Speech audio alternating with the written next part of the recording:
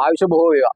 ඉතින් ට්‍රන්ක් හાર્ට්ස් අපි අද ආවා ඊටමත් සුවිශේෂී ස්ථානයකට විශේෂයෙන්ම අපිට මොකද ගම්පහ දිස්ත්‍රික්කයේ ඉන්න අපිට සුවිශේෂී දවසක් තමයි ගම්පහ ජාත්‍යන්තර සාමහා විහාරස්ථානයේ වාර්ෂික වෛශාඛ්‍ය තෙමගුල් මහා පෙරහැර වෙන්නේ. ඉතින් අපි අදත් ආවා ගිය අවුරුද්දේ වගේම පෙරහැරට ඇවිල්ලා ඉන්න අලියතුන්ගේ විස්තර ඔබ වෙත සමීප කිරීමට. ඉතින් අලියතුන් 18කට ආසන්න සංඛ්‍යාවකට ආරාධනා කළා තියෙනවා. ඉතින් ඒකෙන් අලියතුන් කිහිප දෙනෙක්ම දැන් ඇවිල්ලා ඉවරයි. ඉතින් අපි ඒගොල්ලන්ගේ විස්තර මේ වීඩියෝ එකෙන් කතා කරමු.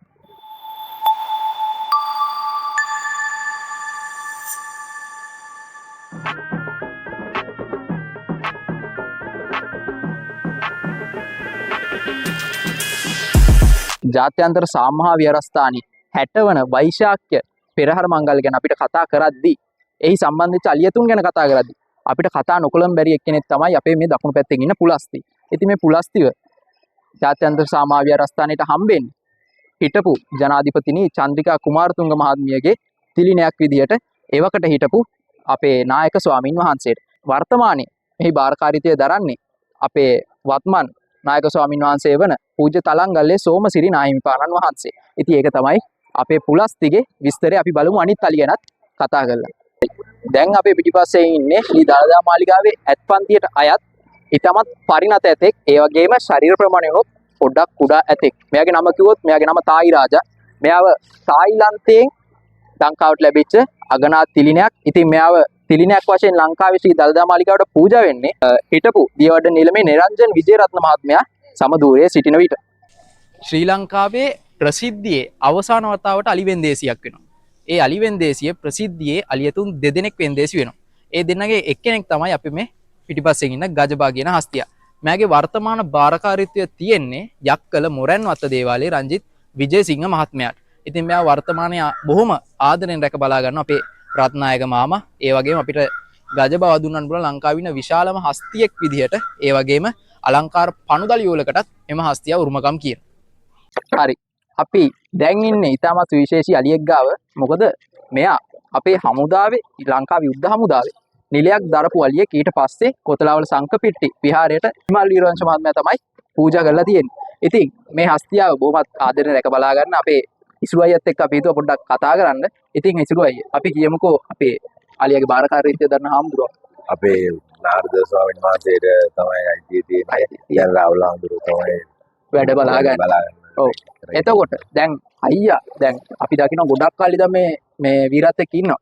කොච්චර කල් වෙනවද? අලියත් එක්ක ගිනාපු දවස්වල ඉඳන් වගේ 2012 වගේ ගෙනානේ. ඊට කලින් හේරත් බණ්ඩ මාමා පොඩ්ඩක් බලනවා. ඉතින් හේරත් බණ්ඩ මාමාවත් අපිට විශේෂයෙන්ම මතක් කරන්න ඕනේ මහත්මයෙක්. අලි බොහෝමයකට ගුරුහරුකම් ලබා දීලා තියෙන. ඒ වගේම හොඳට අලි හදපු පුද්ගලයෙක් තමයි හේරත් බණ්ඩ මාමා කියන්නේ. හරි. එතකොට ඇයි අයියට අලි බලන්න එන්නේ හිතුවේ? ගෙදර ළඟමයි මහප්පල ඉඳලා කරන්නේ මේක. ගෙවල ගලි කවුද හිටියේ? ගෙයලියම තමයි.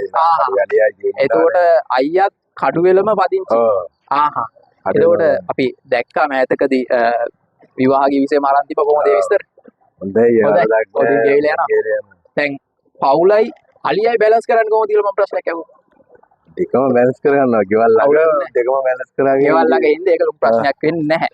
ඊට පස්සේ අපි පොඩ්ඩක් කතා කරමු හමුදාවේ නිලයක් එහෙම දරුවා කිව්වා. ඒ නිල ගැන සාජන් මේජර් කණ්ඩුල වීර කියලා මෙයාව හඳුන්වනවා. ඉතින් සාජන් මේජර් කියන නිලේ තමයි මේ හස්තියා ඉඳලා තියෙන්නේ. හරි. අපි තව සුවිශේෂී දෙයක් දකිනවා අයියාගේ. පෙරහැරේ යද්දි අතින් පාලනය කරන අලියාව. ඒක අයියලා හදාගත්ත යද්ද හමුදාවෙන් හදපු එකක්. ඒ හේරත් මාමා හදපු. එතකොට හේරත් මාමා හදපු තාර කල්ලියට ඒක බෑ. તો මෙයාට ඉවරයි. එතකොට මේකත් සුවිශේෂී ලක්ෂණයක්. මොකද මේ වීරව අපේ ඉසුරු අයියට අතින් පාලනය කරන්න පුළුවන්. අත මෙහෙම කරාම යනවා. අත මෙහෙම කරාම නවතිනවා. ඒක අපි හරි දකින්න සුවිශේෂී දෙයක්. ඉතින් අයියට ඉස්සරහටත් මේ වගේම මේ අස්තියා හෝ තව අස්තීන් එක්ක හෝ අපේ පෙරහැර වර්ණවත් කරන්න ශක්තිය ධෛර්ය ලැබේවායි කියන ප්‍රාර්ථනාව ඇතිව අපි අදට ඉසුරු අයියගෙන් සමු ගන්නවා. බොහොම ස්තුතියි සම්බන්ධ. හරි. ඉතින් ජාත්‍යන්තර සාමහා විහාරස්ථානයේ 60 වන පෙරහැර මංගල්‍ය වර්ණවත් කරන්න බියගමින් ඇවිල්ලා තියෙන නියෝජනයක් තමයි අපි මේ පිටිපස්සෙන් ඉන්නේ. ඉතින් මේ ඉන්නේ බියගම රාජා. මෙයාගේ භාරකාරීත්වය දරන්නේ පාරම්පරික අලිහිමිකරුවෙකු මෙන්ම හස්ති වෛද්‍යවරයෙකු වන බියගම දීප්ති කුමාර මහත්මයා. හරි. අපේ මේ දැන් පිටුපසින් ඉන්නේ ඊටමත් කුරුබෝඩි සහ වයසින් අඩු ඇතින්නක්. ඉතින් මෙයාගේ නම සුරණි. මෙයාගේ බාරකාරීත්වයක් තියෙන අපි කලින් කතා කරපු බියගම රාජාගේ බාරකාරීත්වය දරන දීප්ති කුමාර මහත්මයාටම තමයි. ඉතින් ඒ පන්තියේ තව ඇතින්නක් ඉන්නවා. එයාත් පොඩ්ඩක් ජ්‍යෙෂ්ඨ ඇතින්නක්.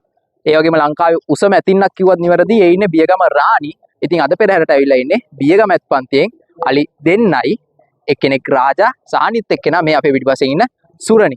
ඉතින් සුරණිගේ අපිට කියන්න තියෙන විශේෂත්වයක් තමයි මෙයාගේ අමුතු ගමන් විලාසය සහ මේ නිකන් ඉද්දි පොඩ්ඩක් නටන සුළු ස්වභාවයක් තියෙනවා. ඉතින් වයසත් එක්ක ඒ අලියාගේ ස්වභාවය.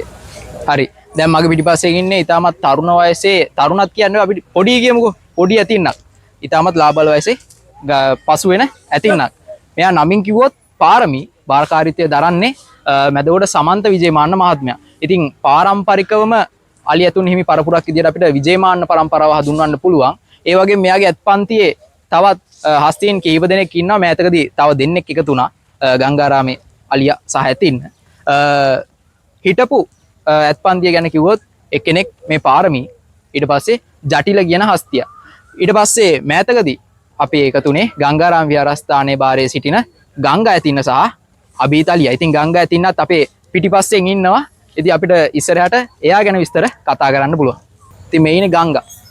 මෙයාගේ බාරකාරීත්වය තියෙන්නේ කුණුපිටිය ගංගාරාම විහාරස්ථානයේ විහාරාධිපති ස්වාමින් වහන්සේට. ඉතින් ඊටමත් ලාභාල ඇතින්න. ඒ වගේම විදේශිකයන්ගේ ලොකු ආකර්ෂණයක් තියෙන ඇතින්න. හරි. ඉතින් මේ ඉන්නේ කුණුපිටිය ගංගාරාම විහාරස්ථානයට අයත් අභීත කියන හස්තියා. ඉතින් මෙයත් ඊටමත් කුඩා වයසක තමයි පසු වෙන්නේ.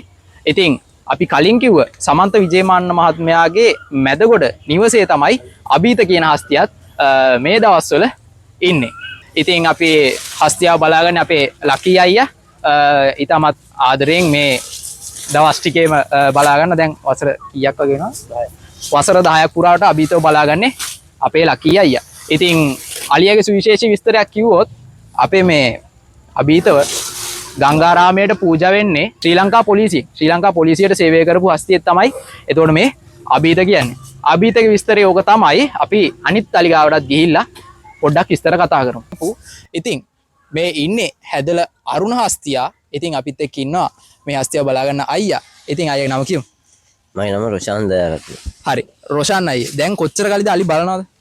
දැන් අවුරුදු 25ක් විතර වෙනවා. අවුරුදු 25ක් විතර අලි බලන අයියාගෙන තමයි ඉතින් මේ ඉන්නේ. ඉතින් මේ රොෂාන් මහත්තයාගේ වයස කියන්න පුළුවන්ද? මගේ වයස 39යි. 39යි. ඉතින් අයියා බලන හස්තියාගේ නම කියමු. එයාගේ නම අරුණ. අරුණ. එතකොට මේ අරුණගේ වයස කීයද? 31යි. 31යි. එතකොට අරුණගේ බාරකාරීත්වය දරන හාමුදුරුවෝ සහ පන්සල අපි කියමු. හැඳල පුරාණ රජ මහා විහාරය බාරකාරත්වය දාන හිග්ගොඩ චන්දි මහාවිහාරය. එතකොට දැන් අපි දකිනවා මේ අරුණ හස්තියා ශ්‍රී දළදා මාලිගාවේ පෙරහැරවල් වලටත් සම්බන්ධ වෙනවා සහ දිවයිනේ බොහෝ පෙරහැරවල් වලට සම්බන්ධ වෙනවා. එතකොට ඒ විස්තරات අපි කියමු. මෙයාගේ මද කාලය අවසාන වෙන්න පටන් ගන්නේ එයාගේ පන්සලේ රාජකාරී කරලා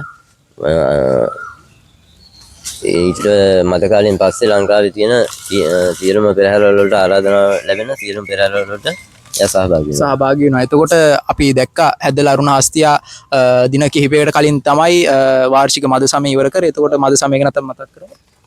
මෙයා දෙසැම්බර් කාලේ තමයි ගහට යන්නේ. ඊට පස්සේ අප්‍රියල් මැද භාගය වෙනකොට නිදහස් කිරීමට පුළුවන් විදිහට එයා අපිට සලකුණු පෙන්නනවා. ඊට පස්සේ අපි කරන්න තියෙනවත් පිළිවෙත් කරලා එයා වෙතනින් නිදහස් කරලා නැවතත් පුරුගෙනියේ ස්ථානවල රාජකාරී වලට. ඉතින් ඕක තමයි අපේ අයියාගේ අරුණ හස්තියාගේ විස්තරේ. ඉතින් අපිට තව හස්තීන් කිහිප දෙනෙක් ගැනම කතා කරන්න තියෙනවා අද දින වීඩියෝවේදී. අපි ඒ අලිගාවට ගිහිල්ලා කතා කරමු. ඉතින් අපේ පිටිපස්සෙන් ඉන්නේ මංගල කියන හස්තියා. මෙයාගේ බාරකාරීත්වය තියෙන්නේ ගිරිවුලේ උදාර ගලප්පත්ති මහත්මයාට. ඉතින් මෙයාගේ ඇත්පන්තියේ තව අලියෙක් සහ ඇතින්නක් ඉන්නවා. අලියගේ නම බිබිලා සහ ඇතින්න කාංචනා. ඉතින් මේ අපේ පිටිපස්සෙන් ඉන්න මංගලව බලාගන්නේ මෙන්න මේ චමින්ද මහත්මයා. ඉතින් චමින්ද මහත්මයා මේ කොහොමද වයස? අලියට දැන් අවුරුදු මාට්ටෝ 38ක් විතර. අලියට 38ක් විතර. මාමාගේ වයස කීයද? මටත් මාට්ටෝ දැන් 43ක් විතර. 43ක් විතර එනවා. දැන් මාමා වයස කීයෙන් වගේද අලි බලන්න පටන් ගන්න? මාට්ටෝ මං සාමාන්‍යයෙන් දැන් අවුරුදු 30ක් 35ක් විතර මේ රස්තාවට අපිට ලයින්නවා. මගේ කාලේ ඉතින් අවුරුදු 35කට ආසන්නව මේ රස්තාව කරනවා. දැන් මංගලත් එක්ක කොච්චර කල් වෙනවද? දැන් මෙයා අරගෙන මම මේක කලින් මේ රටාව මෙහෙ කරා. දැන් මේ යන්නේ අවුරුදු 3. තුන්වෙනි අවුරුද්ද. ඉතින් මාම අවුරුදු 3ක්ම මංගලත් එක්ක අපේ පෙරහැර කටයුතු වලට සම්බන්ධ වෙනවා. අලියත් එක්ක රට වටේම යනවා පෙරහැරවල වලට. ඉතින් ඔව් ආරාධනයක් ඇතිව ලංකාව පුරාම යනවා. ඉතින් තව තවත් මේ පෙරහැර චාරිත්‍ර වර්ණවත් කරන්න අපේ මාමටත් අපේ මංගල හස්තියාටත් ශක්තිය ධෛර්ය වාසනාව හමු වේවායි කියලා ප්‍රාර්ථනා ඇතිව අපි අදට මංගලගෙන් සමුගන්නවා. ඉතින් අද දින ජාත්‍යන්තර සාමා විහාරස්ථානයේ 60 වන වෛශාඛ තෙමගුල් මහා පෙරහැරේ කරඩුන් වහන්සේ වැඩමවීමේ බාරදුර කටයුත්ත පැවරිලා තියෙන්නේ අපේ සින්දු ඇතාට. ඉතින් අපි ළඟ ඉන්නවා අපේ සින්දු ඇතාව බොහොම ආදරෙන් වසර කිහිපයක් පුරාම බලාගන්න අපේ හස්තිපාලක මහත්මයා. අයියේ නම කියමුකෝ ඉස්සෙල්ලා. ශශික. එතකොට දැන් අයියගේ වයස කීයද? මොන අවුරුද්ද ඉඳලාද අලි බලන්න පටන් ගන්නද? 2012 විතර 2012 වගේ ඉඳන් තමයි අලි බලන්නේ. එතකොට දැන් සින්දු ගාවඩේල කොච්චර කල් වෙනවද? දැන් අවුරුදු 10ක් වෙනවා. අවුරුදු 10ක් වෙනවා. එතකොට දැන් සින්දු එක්ක ගෙවෙන ජීවිතය කොහොමද? හොඳයි. එතකොට දැන් අපි දකිනවා දිවෙනේ බොහෝ පෙරහැරවල වලට සම්බන්ධ වෙනවා. ඒ වගේම ගිය වසරේ මට මතක විදිහට ගිය වසරේ මේ ශ්‍රී දල්දමලියේ කරඩු වඩම්මන්න හම්බ වෙනවා. ලාබාල මැතා විදිහට. ඒකට මොකද හිතුනේ අයියට එකපාරට මෙහෙම අවස්ථාවක් හම්බෙච්ච එක? ඒ කියන්නේ ඉතින් සතුටක් හිතෙනවානේ. සතුටක් හිතෙනවා. එතකොට මේ මම නම්බුනේ කියන්නේ. ඔව්. ඒකනේ දැන් මේ සින්දු ගැන තව පොඩ්ඩක් විස්තර කියමු. බාලකාරීත්වය කොහොමද? වයස කොහොමද? වයස දැන් අවුරුදු 18ක් වෙනවා. 18ක් වෙනවා. බාලකාරීත්වය මහානායක හඳුනන ඉන්නේ රිදි විහාරේ. රිදි විහාරේ තමයි මේ හස්තියා වර්තමානයේ නැවතිලා ඉන්නේ. ඒ වගේම දැන් මෑතකදී තව පෙරහැර වලට සම්බන්ධ වෙන්න තියනවාද ඒ විස්තර තමයි? තියෙනවා. හරි. එතකොට දැන් ශශික මහත්මයා තමයි අපේ සින්දු ඇතාව බලාගන්නේ බොහොම ආදරෙන්. ඉතින් තවත් ඉදිරියට අපේ පෙරහැර සංස්කෘතිය වර්ණවත් කරන්න ශක්තිය ධෛර්ය ලැබේවායි කියන ප්‍රාර්ථනය ඇතිව අපි ශශිකයගෙන් අදට සමුගන්නවා. බොහොම ස්තුතියි සම්බන්ධ වුණාට.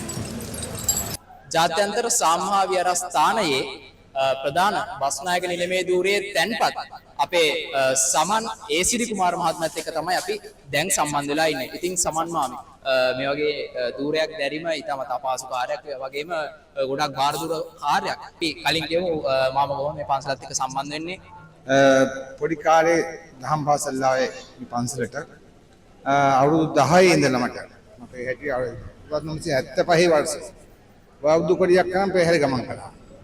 එදා ඉඳන් හැම පෙරහැරකම ගමන් කරමු මිනිස්සු. ඊට පස්සේ දේවාල පෙරහැර දේවාභරණ වඩම්මෝ දෑරි හස්සී පිට ගියා. ගජනායක නිලමේ වුණා. පෙරමුණේ රාළ වුණා. එතකොට පරිවාර නිලමේ වුණා. අවසානයේ අපි ධර්මපුර සත්සාරාම කාලේ තමයි ඒ සියලු දේ කළේ. අපේ ඊට පස්සේ ඒ හාමුදුරන් පස්සේ ආපු අපේ ගයින්නරද සෝමසිරි නායක හාමුදුරන්ගේ කාලේ පටන් ප්‍රධාන බස්නායක නිලමේ තනතුර මට ලැබුණා. දැන් වසර 25ක් වෙනවා ප්‍රධාන බස්නායක නිලමේ ධූරේ. එතකොට දැන් අපි කතා කරමුකෝ අද දවස ගැන. අද පෙරහැරේ සම්බන්ධය කොහොමද? අප අලියතුන්ගේ සම්බන්ධතාව අලියතුන් කී දෙනෙක් ඇවිල්ලා ඉන්නවද? අපේ පෙරහැරේ නැටුම් කණ්ඩායම් කී දෙනෙක් ඇවිල්ලා ඉන්නවද? කොහෙන් සම්බන්ධ වෙලා ඉන්නේ? ඒ පිළිබඳව අපි පොඩ්ඩක් කතා කරමු. අලියතුන් 20 දෙනෙක් පමණ සහභාගී කරවන්න තමයි කතා කරගත්තේ. පසුව අලින්ට අසනීප තත්ත්වයක් සිදු වුණ නිසා අලිය 17 දෙනෙක් විතර අද දින සම්බන්ධයකට බලාපොරොත්තු වෙමින් ඉන්නවා. 18 වෙන්න පුළුවන් 16 වෙන්න පුළුවන්. ඒ සත්තුන්ගේ ප්‍රශ්න අනුව නැටුම් කණ්ඩායම කොහොමද බලපුවාම නැටුම් කණ්ඩායම වශයෙන් 36ක් පෙරහැරේ ගමන් කරනවා. නැටුම් කණ්ඩායම් 36ක් කියන්නේ විශාල පෙරහැරක්. ඉතින් අලියතුන් 15කට වඩා සම්බන්ධ වෙනවා කියන්නේ ඒත් අපිට පෙරහැරේ තරම අපිට දැනගන්න පුළුවන්. ඒ තරම විශාල පෙරහැරක්. ඒ වගේම මනා සංවිධානය වුණ පෙරහැරක්. ඒ වගේම අපි අපේ නිලමේතුමා වගේම අපේ සංවිධායක මණ්ඩලයත් ඉතාම ගෞරවයෙන් පිළිගන්න ඕනේ. මොකද දවස් කිහිපයක්ම මේ අපේ ආවාසයේ කටයුතු ඊට පස්සේ විවිධ කළමනාකරණ කටයුතු සියල්ලම අද වෙද්දි ඉවර කරගන්න පුළුවන් වුණේ අපේ සංවිධායක මණ්ඩලය හින්දා. ඉතින් ඒගොල්ලන්ට ස්තුති කරන ගමන් අපේ නිලමේතුමාට කාර්යබහුල වෙලා අපිට සම්බන්ධ වුණාට බොහොම ස්තුතියි කියලා අපි අදට අපේ නිලමේතුමාගෙන් සමුගන්නවා. බොහොම ස්තුතියි සම්බන්ධ වුණාට.